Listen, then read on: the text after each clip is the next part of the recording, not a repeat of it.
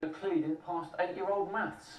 Next, please, depiction of Egyptian sea voyages in Australia, the Gosford Glyphs near Queensland. So there's absolutely no way that the indigenous people of Australia made these drawings then. The Egyptians absolutely did not travel to Australia.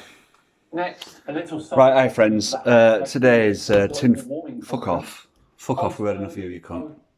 Today is Tinfoil Tuesday on Sciman Dan, the wanker. He's doing his fucking Facebook fucking science shite that he does sometimes. He's just shown us a picture that was the Gosford Glyphs in Queensland, Australia. And he's basically saying that Aboriginals drew those pictures. I'll use that as the thumbnail so you can go back and have a look. He's saying that there's no way that Egyptians travelled to Australia. Right. Why is there no way that fucking Egyptians travelled to Australia? First of all, anybody who knows anything about Australian artwork, Aboriginal artwork, ancient Aboriginal artwork, might have heard of someone called Bradshaw. Bradshaw, I can't remember exactly who he was, but I remember seeing him on Bush Tucker Man, Les Hiddins, the Bush Tucker Man. Fucking Google it, it's fucking amazing. He did a video about... Oh, fucking hot chicks, listen to me. He did a video about... the Bradshaws, and basically it was a load of rock art that is believed to predate the Aboriginals.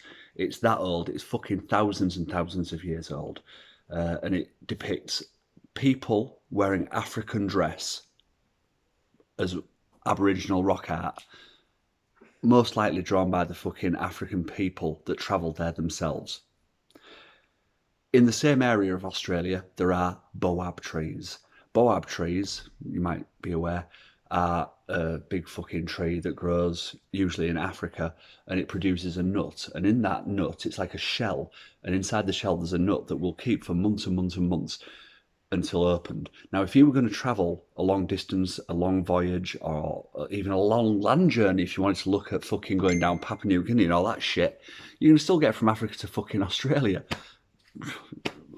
Southeast Asia and that. If you're going to do it, you'd take something that's going to keep for a long time, a boab nut, and then when you got to Australia, you fucking planted it. Now it gets a bit fucking more convoluted because Aboriginal Dreamtime legend states, I can't remember what the fucking god was because this is all from memory. Basically, someone was jealous of this fucking fancy fucking tree that had appeared, so they pulled it out of the ground, shoved it back in, so the top that you see is actually the roots and all the beautiful lush vegetation is under the ground. That is the boab tree. Google it, look into it, or don't, I couldn't give two fucks. My point is, Sciman Dan's a wanker, and he should shut the fuck up just dismissing stuff for the sake of his fucking bullshit audience.